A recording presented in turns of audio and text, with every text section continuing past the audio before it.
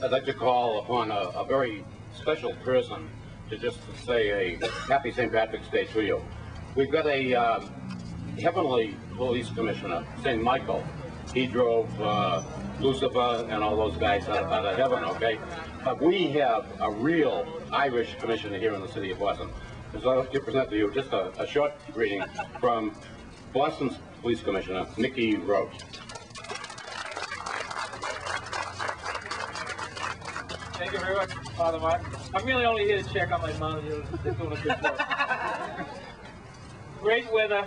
I want to wish you a happy St. Patrick's Day. And I think that song was just so beautiful because the whole theme was peace. We all support freedom, justice, and peace. Glad you're here. Have a great day. And again, happy St. Patrick's Day. God bless.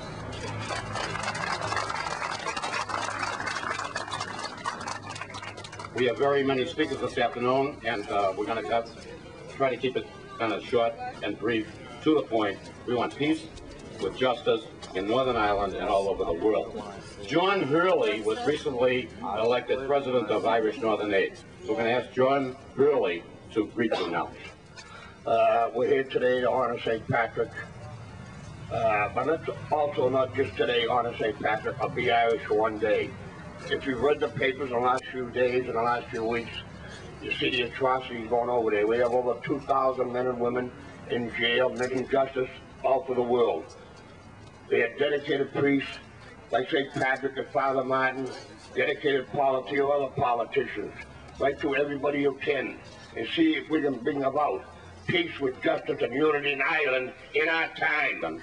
Representative Joe Kennedy, Senator Francis Doris from our State House, and many others were there at the British Embassy. And we have with us a representative from Joe Kennedy's office, Jim Mahoney, who's going to share a letter with you. So Jim Mahoney from the office of Representative Joe Kennedy. At the British Embassy yesterday by Congressman Joe Kennedy, Martin Luther King III, Cesar Chavez, Congressman John Lewis, the Reverend Joseph Lowry from the Southern Christian Leadership Conference, and Congressman Albert Bustamante, who is the head of the Hispanic Caucus in the United States Congress. The Right Honorable Margaret Thatcher, MP, Prime Minister, 10 Downing Street, London. Dear Prime Minister, tomorrow is St. Patrick's Day, and the eyes of the world will be focused on Ireland. For people committed to peace and social justice, it is a time to renew the call for an end to discrimination in Northern Ireland. Recent events have brought to the world's attention the ominous British policies that threaten the well-being of people in Northern Ireland. British security forces have taken on the character of death squads in Central America with the enthusiastic support of the British government.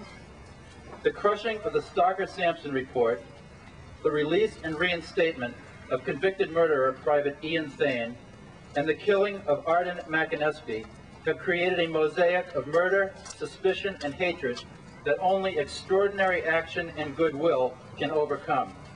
Killers and perjurers should be brought to justice, and the world should know the truth.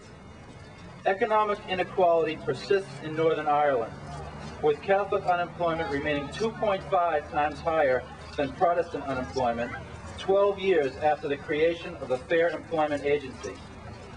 New British proposals for fair employment legislation stand as empty rhetoric against a backdrop of decades of neglect.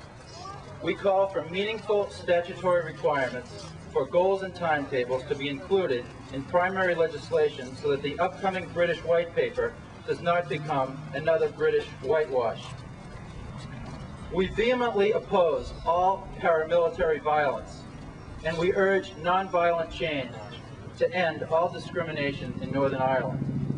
Mrs. Thatcher, we call upon you today to enact meaningful fair employment legislation in this session of Parliament, to prosecute those who obstructed justice as detailed in the Stalker-Sampson report, restructure the diplomat court system away from the one-judge court to a three-man court, and to make public the police code of conduct developed for the Royal Ulster Constabulary. It is within the power of your government to change any laws that keep those of two different faiths unequal.